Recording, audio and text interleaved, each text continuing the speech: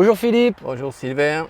Bon, je suis ravi de te recevoir aujourd'hui dans Causerie en aparté. Philippe Soucieux, ça faisait longtemps qu'on voulait le recevoir parce que tu as écrit une masse considérable d'ouvrages et tu vas pouvoir nous développer tout ça et nous expliquer ce qui t'a poussé justement à écrire tous ces volumes vraiment très intéressants. Donc je vous présente Philippe. Philippe, c'est un historien généraliste des Landes. Donc moi j'aime bien dire que Philippe, c'est un chercheur archiviste insatiable et toujours insatisfait parce que c'est un perfectionniste. Et ça c'est important parce qu'on le voit, ce souci du détail dans tes œuvres, qui sont quand même colossales pour certaines. Comment tu te présenterais toi Philippe? Fin de ta présentation finalement, moi c'est vrai que tu as dit historien généraliste, c'est vrai que c'est ça. C'est-à-dire que je suis un peu touche à tout par rapport aux Landes. J'ai peut-être quelques spécialités mais qui sont un peu à la marge, quoi, on va dire. Comme un peu historien aussi de ma commune. Après tout, je suis spécialiste aussi de ma commune. Mais sinon, sur le département lui-même, je suis plutôt généraliste, c'est-à-dire que je m'intéresse à tout sujet dans la mesure où ça touche les Landes, quoi. Même au niveau national, puisque tu as intervenu dans d'autres livres avec d'autres auteurs. Tu as écrit aussi un livre sur la Révolution française. Oui, mais dans les Landes quand même. Alors évidemment, comme ça touche des politiques, ils étaient en lien avec le national. Donc automatiquement, le député, il faisait la navette entre Paris et les Landes. Donc automatiquement, quand on s'intéresse à l'histoire de la Révolution, on touche au national. Et tu l'as fait en 1989, donc au Oui, bicentenaire. parce qu'il voilà, y avait le bicentenaire. Donc, bon. À l'époque, je faisais partie du Centre généalogique des Landes. Donc oui, tu as été directeur du Centre généalogique des Landes. Directeur de publication, attention, précision. De publication. De publication uniquement. Bon, j'étais membre du conseil d'administration de l'association et j'étais chargé du bulletin. Donc, voilà. Et fondateur au Conservatoire du patrimoine de Gascogne. Là, j'étais secrétaire de cette association aussi. Et là, bon, avec le président, c'est pareil. Il y a eu souvent beaucoup de publications, quoi, à travers toutes ces associations. C'était surtout la partie publication qui était ma partie, on va dire. J'étais pas là pour faire des présentations orales. Ça, c'était plutôt justement le président ou un vice-président ou autre. Moi, j'étais plus pour consigner et puis décrire et faire l'historique. Donc historique, historien, archiviste aussi, hein, quelque part, hein, parce que... oui, il faut la matière quand même. Pour voilà. pouvoir, donc beaucoup de travaux en généalogie. Oui, j'ai été donc pendant une bonne dizaine d'années, et même un peu plus je pense, au centre généalogique où j'étais donc... je m'occupais du bulletin principalement et bon, je participais à des sorties, à des recherches, etc. Ce qui fait que je me suis très tôt, mais je m'étais déjà auparavant intéressé, comme tout généalogiste, à sa famille. On commence en général, tous les généalogistes commencent par étudier leur famille. Bien sûr. Mais après, comme je m'intéressais aussi aux Landes déjà à l'époque, j'ai débordé du cadre familial vers un cadre plus général de personnages et de familles du département, quoi. De toute façon, la généalogie est une science qui permet justement d'avoir une arborescence importante qui fait qu'on s'aperçoit qu'on aide finalement dans ses recherches d'autres s'ils sont aussi en recherche. Donc c'est vraiment des liens qu'on peut tisser avec des personnes qu'on ne connaît pas et qui peuvent avoir une filiation indirecte sans savoir. Et puis ça permet surtout d'aider à bien reconstituer l'histoire des personnages et des familles. Ce passé de la généalogie, on passe à côté justement de certaines faits, de certaines approches entre les personnes, entre les familles. Et c'est important, c'est ce qui, plus autrefois peut-être qu'aujourd'hui, mais encore qu'aujourd'hui ça existe toujours, mais à l'époque c'était très fort, ça permettait quand même à des personnages de pouvoir se faire mieux connaître et puis voilà, d'entrer dans certains milieux, etc., quoi, par les liens familiaux. Oui. Et donc du coup, le spectre est assez large. Donc tu as fait des choses qui sont... on va commencer par un de tes premiers ouvrages Ça, c'est le tout premier. Les landes souterraines, ça c'est mon chouchou celui-là. Oui, pour parce- quelqu'un qui s'intéresse à la spéléo. Ouais, vu évidemment, qu'on a eu cette passion un peu en commun, la spéléologie. Et effectivement, celui-là, quand on aime un peu tout ce qui est grotte dans les Landes, on peut aller voir les plus connus qui sont présentes dans ce livre qui a été fait en 1984. publié en 84. Voilà. Et on a aussi des souterrains dedans. Quelques souterrains, oui. Mais c'est-à-dire souterrain, c'est surtout quand même du naturel, et donc des cavités naturelles.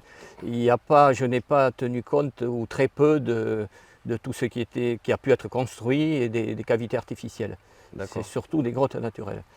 Et voilà, alors, bon, on peut peut-être, et ça serait peut-être intéressant de savoir comment j'en suis venu à m'intéresser à ce sujet. Ben oui, En fait. ben oui, Parce que, vas-y. voilà, donc en fait, bon, il faut dire que, bon, d'abord il y a eu, bon, on vient d'en parler, la généalogie que j'ai commencé assez tôt par bon, diverses circonstances, etc. Mais pour l'initiation, on va dire, à l'histoire locale, à l'histoire des Landes, il y a eu des ouvrages qui ont été importants au départ. Ce sont les 4 tomes de Villes et villages des Landes de David Chabas, que tous ceux qui s'intéressent un peu aux Landes connaissent. Bon, aujourd'hui, les livres sont évidemment un peu dépassés, mais disons que dans les années 60-70, c'était les ouvrages qui existaient. Et donc, moi, je m'y étais plongé dedans. Ça m'avait incité à m'intéresser moi-même donc à ce type de recherche, comme l'auteur que j'ai eu rencontré, que j'ai voulu rencontrer assez vite et puis que j'ai pu rencontrer. Et alors dans ces livres, il faisait mention de grottes, de quelques grottes. Et c'est à travers ces mentions de grottes que j'ai appris bon, j'étais jeune hein, à l'époque, j'étais encore adolescent, donc les grottes, elles avaient un petit côté mystérieux. Et puis en plus, elles étaient citées dans les livres, dans ces livres-là, mais quasiment pas ailleurs. Donc je trouvais que le sujet était intéressant parce qu'il avait un côté inédit. Après, en cherchant un peu plus, évidemment, en allant aux archives départementales, en faisant des recherches, j'ai trouvé qu'il y avait eu des mentions, soit dans d'autres ouvrages, dans quelques autres ouvrages, ou dans des articles, ou dans des manuscrits aussi, trouvé des mentions sur ces grottes. Enfin, ça a commencé comme ça, grâce aux ouvrages de David Chabas, on va dire dans les années, vers les débuts des années 70, quoi, première moitié des années 70. Mais justement, tu as commencé à avoir l'envie d'écrire à partir de quel âge? Qu'est-ce qui t'a poussé justement, toi? Alors les recherches, c'était un peu avant. Bon, tu avais quel âge quand tu as eu le syndrome qui est apparu chez toi, de l'écriture? On va dire autour des 15 ans environ, 15-16 ans peut-être. Précoce, ça a commencé doucement. Hein. Ça a commencé par de la collecte d'ailleurs. La collecte d'informations, mais soit d'ouvrages. Et ce que je faisais aussi au début, je me rappelle, je l'ai fait pendant 2-3 ans, j'allais à l'office départemental du tourisme où je récupérais tout ce que je pouvais trouver comme prospectus. Je faisais des collections de prospectus sur les Landes, tout ce que, et ça me donnait envie d'aller plus loin. Et l'époque où il n'y avait pas Internet, donc tout ce que tu pouvais avoir pour accumuler des informations, tu le récupérais tout de suite. Quoi. Bon, une soif de savoir. Quoi. Oui, oui. Ouais. C'est-à-dire que, bon, il est vrai que auparavant, côté familial, quand on est plus jeune aussi, malgré qu'on n'en ait pas fait tant que ça, mais bon, il y avait des voyages avec les parents, donc on visitait des châteaux, etc. C'est même moi qui organisait souvent, qui mettait un peu la patte pour organiser des circuits de visite et tout. Alors après, je me suis dit, tiens, finalement, si on peut retrouver la même chose localement, et je pense que c'est venu un peu comme ça, l'intérêt, enfin, pour le résumer, disons. Après, il y a d'autres facteurs certainement qui font que, moi je pense, avec le recul maintenant, je même suis sûr que j'étais, je peux le dire, que j'étais destiné à faire ça. C'était ta destinée, c'était ton chemin de vie. J'en suis convaincu. Tout à l'heure, tu me disais chemin de vie.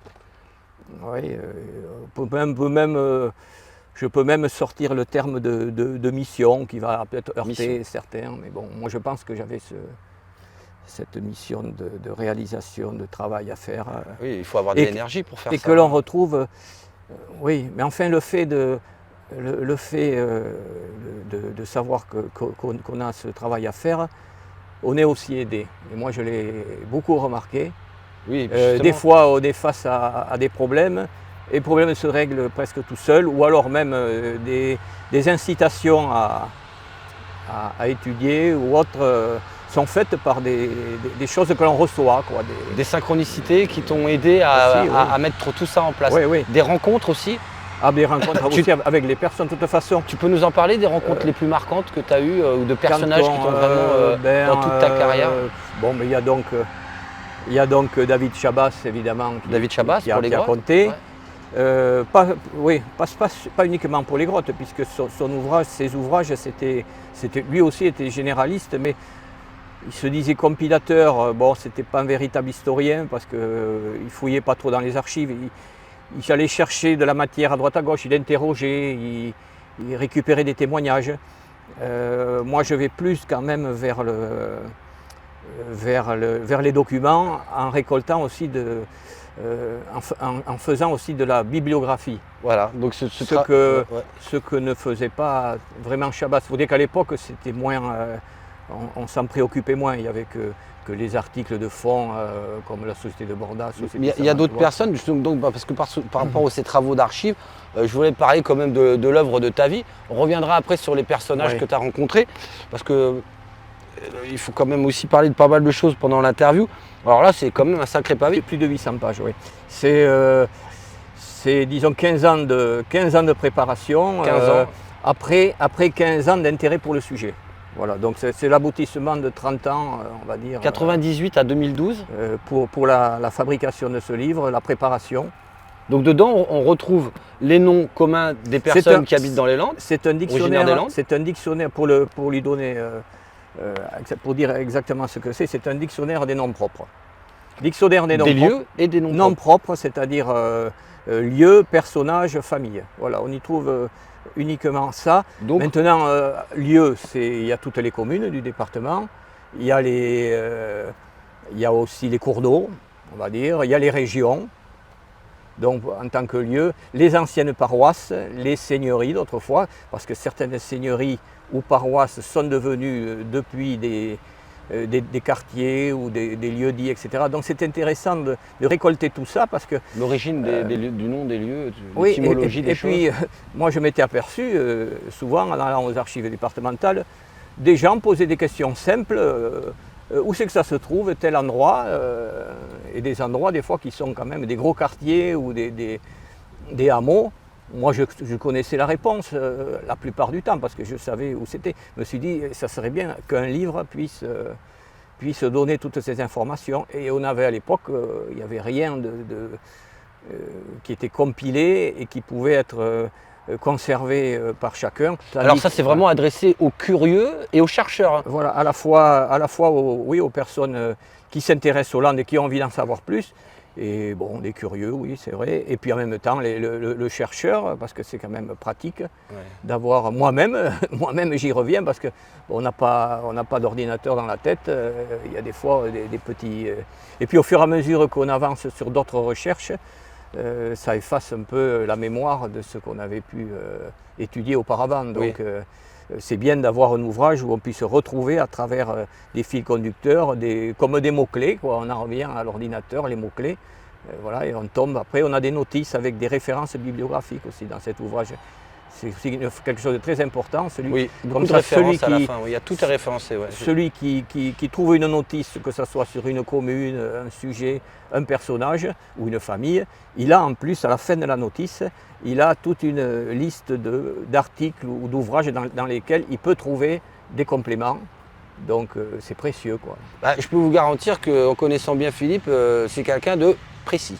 Alors, le château des Landes, donc les belles demeures, et donc forcément ça c'est quelque chose que tu as sorti qui est vraiment lié aussi à ta passion pour les pierres. C'est une demande d'éditeur, mais bon, Ça, c'est dans la ça même veine, hein. correspondait quand même, et c'est le dernier livre paru, hein, pour C'est- peut-être le oui. préciser. C'est le dernier livre paru, autant pour moi, tu fais bien de me le dire, merci Philippe. Voilà, c'est Donc le dernier livre je le paru remonte, celui-là aujourd'hui. c'est le tout dernier. Donc Tout si dernier. vous devez, si vous le voulez, et, vous renseigner un petit peu pour avoir un peu de culture sur ce qu'il y a comme château dans les Landes, le travail de Philippe vous aidera. Vous avez aussi les noms de famille en Gascogne. Alors là c'est pareil, hein, toujours dans la veine de la généalogie. Voilà, c'est...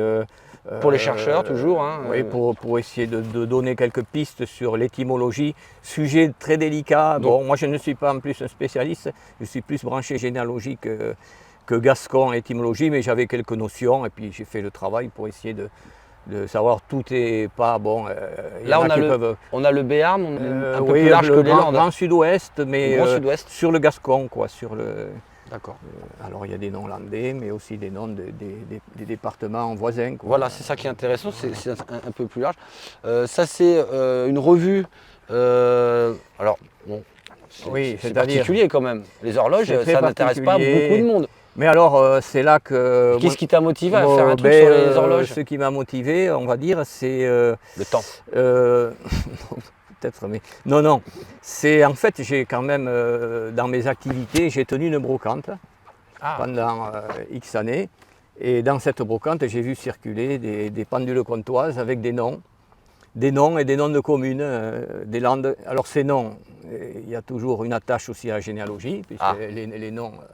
les noms de personnes sont attachés à la généalogie, et les noms de lieux.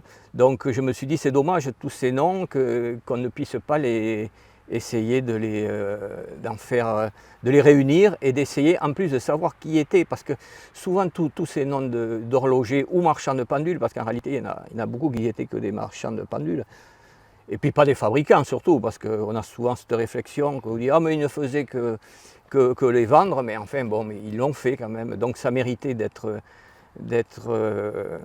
consigné. Et alors en plus, ce qu'il y a, c'est que ça remonte quand même, vers le milieu du 19e siècle où ça a commencé. Alors on a quand même un siècle pratiquement d'horlogers, de marchands de pendules, à une époque où le temps c'était important quand même, le temps est arrivé dans les familles, le fait de pouvoir avoir un instrument qui permette de donner l'heure, c'était une révolution. Ça serait un peu comme aujourd'hui le smartphone qui est arrivé dans les mains, même si c'est pas... Mais on peut dire un peu, on pourrait faire un parallèle. le téléphone, toutes ces choses-là. Là, à l'époque, voilà. Alors celui-là, il est intéressant parce que ça peut intéresser vraiment Ça, tout le c'est monde. beaucoup plus général. Ouais. Voilà, c'est un guide des Landes. Donc, c'est une commande d'un éditeur aussi. À l'époque, il cherchait donc quelqu'un. Ça avait été fait sur d'autres départements. Donc, il y a eu une demande sur les Landes. Et là, c'est grâce en plus, enfin, c'est toujours pas relationnel. C'est un libraire qui avait dit, tiens, Soucieux pourrait très bien faire ce travail-là. Donc voilà, j'ai été contacté par l'éditeur et bien content de l'avoir fait. Et bon, c'était quand même, le livre, il est sorti en 90, réédité en 91 et une édition réactualisée, revue, a été faite en 98. Donc il y a eu trois versions de ce guide des Landes. Nous avons aussi, ça c'est intéressant parce que ça c'est l'histoire aussi des Landes, c'est ce qui s'est passé à Arjusan, cette Voilà, l'histoire d'une centrale Alors, hydroélectrique. quand la centrale était à son terme, un peu avant la fin, vers 1990, puisqu'elle a été fermée en 92, je crois, c'était. Donc, ils ont cherché à pouvoir faire reconstituer l'histoire de cette centrale. Et bon, moi c'est pareil, c'est une rencontre qui a fait quelqu'un qui est venu chez moi un jour pour vraiment un tout autre sujet. Et puis voyant que je faisais des recherches historiques sur la région, il m'a dit tiens, à Arjusan, il cherche quelqu'un justement pour faire l'histoire de la centrale.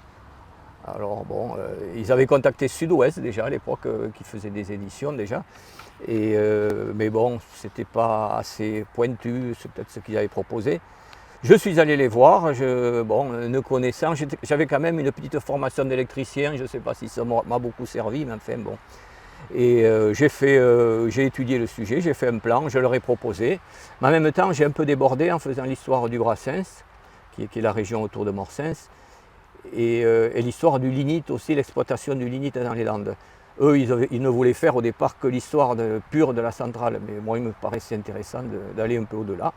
Et voilà, ça a donné ce livre, cette commande, que j'ai fait sur 2-3 ans. C'est un peu économique et politique, toute cette histoire au final. Il y a une partie, mais c'est surtout économique, oui. Après, il y a une histoire sociale aussi, etc. quoi. Alors, un deuxième de mes chouchous, celui-là, un des derniers, hein, avec tout récemment, une magnifique couverture, où on commence de Corissante d'Andoin au tout début, jusqu'à des femmes plus modernes. Et avec une mention de la dame de Brassampouille aux origines de l'humanité. Une mention de mes respects à Madame de Brassampouille.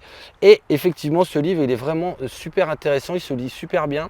À chaque fois, il y a des personnes qui ont collaboré avec toi différentes sur chaque thème de chaque femme. Je ne l'ai pas fait tout seul. En fait, l'ouvrage était destiné au départ, il faut quand même le dire, au départ il était destiné à une association pour faire un numéro spécial.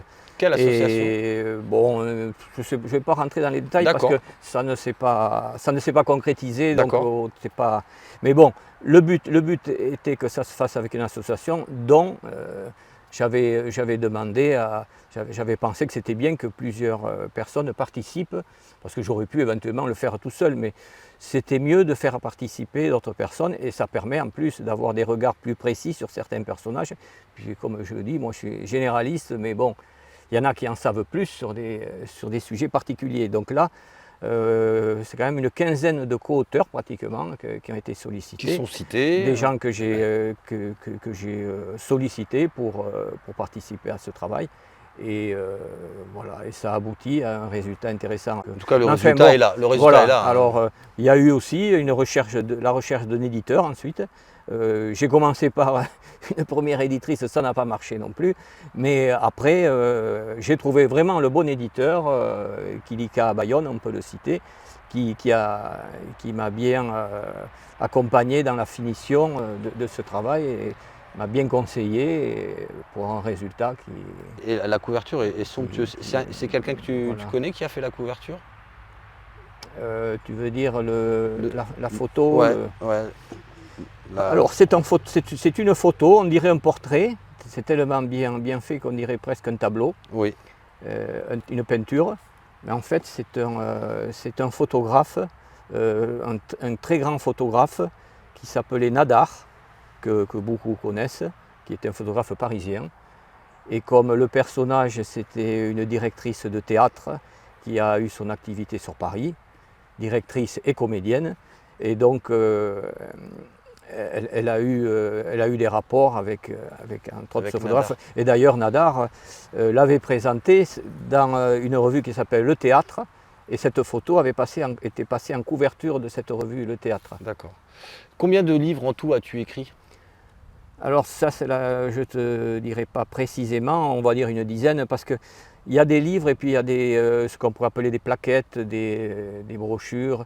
Il y a même des fois des gros articles qui sont pas des livres, mais qui ont demandé un travail finalement important. Mais des ouvrages. Mais par exemple, le livre sur les horloges, bon, on ne peut pas dire que c'est véritablement un livre, mais c'est un gros travail, c'est un numéro spécial d'association.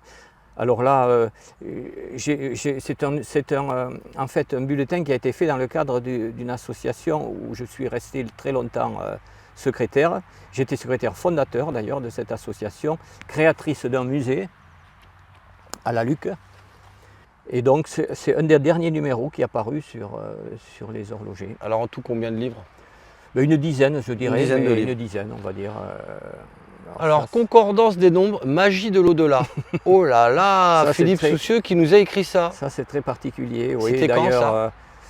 C'est sorti en 2015, je crois bien 2015. J'en parle en fait très peu parce que c'est un peu hors sujet, on va dire, hors thème. Pas chez nous, en tout cas, habituel. À Causerie en aparté, au contraire, on est tout à fait dans le thème. Oui. Donc la numérologie, c'est quelque chose qui t'intéresse? C'est-à-dire que, bon, si on veut résumer, si on veut un peu rentrer dans le vif du sujet, comment j'en suis venu là, effectivement. Donc très vite, assez jeune, adolescent aussi, à peu près à la même époque, je pense, mais en débordant même un petit peu après, je m'intéressais effectivement à la numérologie était un sujet qui m'intéressait. Je m'étais dit, tiens, la numérologie, on résume tout entre 1 et 9, principalement, que ce soit les individus, le chemin de vie, etc. Je me suis dit, tiens, et si on ne réduisait pas à chaque fois, on gardait le nombre par rapport à l'alphabet. C'est-à-dire voir quel nombre fait mon nom. Alors mon nom et prénom, j'ai fait ce calcul. Je suis parti de nom, prénom et j'ai fait ce calcul sans réduction. Et je suis arrivé à un nombre qui était 243. Bon, pourquoi 243? Bon, là, je me suis posé des questions. Est-ce que ça m'évoque quelque chose? Et là, je me suis aperçu que j'habitais au 243 de ma rue. Quand même, c'est très, très curieux. C'est tombé comme ça. Encore des synchronicités. On va me dire qu'il y en a d'autres qui... Il n'y a pas très longtemps, quand j'en ai parlé à quelqu'un, il m'a dit « Ah, mais moi aussi, j'ai habité en 243 ». Ça peut arriver, on n'est pas unique. Mais enfin, moi, c'est la seule fois, en dehors de la maison où je suis né, où j'habitais un endroit avec un numéro. Donc, c'est quand même très curieux. Bon, ça m'a interloqué sur le moment. Et puis, bon, je ne m'en suis pas trop... je ne me suis pas trop attaché, mais j'y suis revenu après et je me suis aperçu de ce genre de concordance ou synchronicité, même si je n'aime pas trop ce terme, mais bon. Et ce qui fait que finalement, bon, les choses ont évolué. Et puis alors, comme souvent en plus, c'est une rencontre. Et là, une rencontre téléphonique en plus. Quelqu'un que je n'ai jamais rencontré, avec qui j'ai sympathisé. Et parce que c'est une personne qui habite quand même assez loin, donc bon, j'ai pas fait le voyage pour aller la voir. Et puis, en bavardant avec elle, c'est quelqu'un qui s'intéressait aux choses un peu mystérieuses, aux énigmes qui nous entourent, etc. Et il se trouve que j'ai été appelé à lui parler de ça, et à travers en plus une concordance très curieuse qui l'a liée, elle et son frère, qui écrivait avec elle.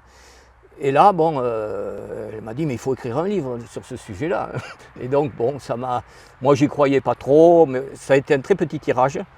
Mais bon, finalement, il fallait le faire. Oh, ça a été vraiment un petit tirage, mais bon, je l'ai écoulé. Et bon, je pense que j'y reviendrai un jour, mais en le faisant un peu différemment. Mais c'est pareil, c'est un témoignage qu'il fallait laisser, je pense, parce que dans ce livre, il y a aussi un rapprochement avec mes recherches sur les Landes, avec pareil, des concordances très curieuses, très étranges, que ce soit mes centres d'intérêt, les personnages et certains faits, certains événements qui me sont arrivés, donc qui interpellent. tout ça, et qui sont... alors depuis même que le livre qui est sorti, je ne pourrais presque pas le doubler, mais j'ai trouvé plein de petites choses qui... Pour ça, il faut refaire une autre édition. Voilà, je pense qu'un jour je referai quelque chose. Je vais te poser une dernière question avant qu'on conclue l'émission d'aujourd'hui. Si tu avais des messages ou un message à exprimer aujourd'hui, par rapport à justement à tout ce travail, parce que c'est du travail où on s'isole, où on prend du temps, où on fait des recherches, et la sacralisation se fait par l'échange et le partage avec les autres. Tu veux dire un message pour d'autres qui voudraient se lancer dans... non, toi personnellement, pas forcément, toi personnellement. Mais oui, mais... ce partage que tu as fait dans ces recherches, oui, quelle a été la motivation tout le temps qui t'a poussé à continuer? Moi, je pense qu'il y avait un travail à faire, parce que ce dictionnaire, par exemple, qui est quand même, je pense, l'œuvre majeure pour l'instant, mais je pense que ça le restera, ce dictionnaire, je suis convaincu que si je ne l'avais pas fait, aujourd'hui, personne ne l'aurait fait. Et puis, il fallait en plus, je suis convaincu qu'il fallait que ça soit fait par une seule personne. Parce que autant on peut dire, on peut trouver un collectif pour y travailler, comme ça se fait souvent dans les milieux universitaires ou autres, mais l'inconvénient, c'est qu'après on a des notices, et souvent des notices déséquilibrées, parce que certains vont avoir des notices trop longues, d'autres trop courtes, et on n'aura pas, il peut y avoir des répétitions aussi. Donc là, quand c'est la même personne qui s'en occupe, on a vraiment quelque chose de beaucoup mieux. Donc, Parce que tu veux dire qu'on sort d'un beaucoup mieux équilibré. Tu veux dire qu'on sort d'un clivage et on va faire des recherches en dehors des sentiers battus. Donc en dehors du sentier battu, des choses intellectuelles, et parce que tu dis souvent le mot je pense, mais toi, qu'est-ce que tu ressens de tout ce que tu as fait, du message que tu veux transmettre par tout ça? Qu'est-ce que tu ressens? Qu'est-ce qui te pousse à l'intérieur de toi? Moi, j'espère que mes ouvrages, et le dictionnaire en particulier, mais d'autres aussi, peuvent servir à d'autres personnes qui veulent faire des recherches ou qui ont envie pas spécialement de faire des recherches, mais aussi de visiter la région, le département. C'est une aide, ces ouvrages peuvent servir. Mais toi, ton ressenti, par rapport à tes émotions intérieures, qu'est-ce qui t'anime le matin, chaque matin, pour continuer à partager, à faire des recherches? C'est quoi cette force intérieure? Je voudrais comprendre la force intérieure qui te Non, motive. mais moi je pense que j'ai ça à faire, c'est tout. Je ne me pose pas de questions. En fait, on revient à ça, tout ce que tu disais tout à l'heure, le chemin de vie. Je ne me pose pas ce genre de questions. Parce que c'est ton chemin de vie, c'est ce que tu disais. Voilà, je suis convaincu que je dois le faire. Bon, je le fais au mieux. Bon, rien n'est parfait, j'en suis convaincu. Je te l'ai dit aussi en aparté, je ne peux pas dire que j'en suis fier. Je ne veux pas le dire, je ne veux pas employer ce terme, parce que j'aime pas les gens qui disent je suis fier. Franchement, j'aime pas ce terme. Je préfère dire je suis content, je suis très heureux, je suis satisfait. Voilà, ça me suffit largement. Et voilà, et il faut rester sur ce plan-là. La fierté, c'est pour des gens orgueilleux, c'est pas mon truc. Donc voilà. C'est pas les énergies. Et je pense que c'est pas ça qui fait avancer non plus. Oui, carrément. Ah mais tu vois, le message, on l'a. C'est ça. Merci. C'était bien d'avoir ce message parce que justement, tu es en train de dire à tout le monde, nourrissez des énergies positives pour n'importe quel projet que vous avez envie de mettre en place quelque part. Si vous êtes dans une fierté ou dans le conflit ou dans la dualité. Non, puis quand on sent qu'on a quelque chose à faire et puis qu'on s'aperçoit qu'on est aidé, en fait, bon, moi je ne suis pas médium, hein. Je n'ai rien entendu, je n'ai rien ressenti, mais j'ai reçu quand même des aides, ça j'en suis sûr. Et donc je sais que je suis dans la bonne voie, et en plus avec les concordances numériques, ça m'a confirmé. Et les aides aussi que tu as eues avec des personnes qui sont venues à un moment opportun, il y a des choses qui sont mises en place aussi. Et en plus ça, je peux le dire aussi, ces trucs-là, même ça te conforte dans ta vie, et tu n'as même plus peur, parce qu'il y en a qui disent on a peur de mourir. Moi, on n'a pas peur de mourir, quoi. On fait son chemin, et puis quand c'est fini, c'est tout. Maintenant, il faudrait pouvoir faire un maximum, ne pas être passé à côté de quelque chose qu'on aurait pu faire. Bon, il faudrait essayer de ne pas louper l'aboutissement, la finalité du chemin, mais c'est tout. Autrement, il n'y a pas à avoir peur de quoi, puisque ça continue après. Donc, si vous voulez aboutir, écoutez ce message et surtout soyez précis. Surtout que ça ne se finit pas au cimetière. Voilà, exactement. Bah, là-dessus, on est d'accord. Mais je te remercie, Philippe, parce que c'était vraiment super, super message, très profond. Et puis,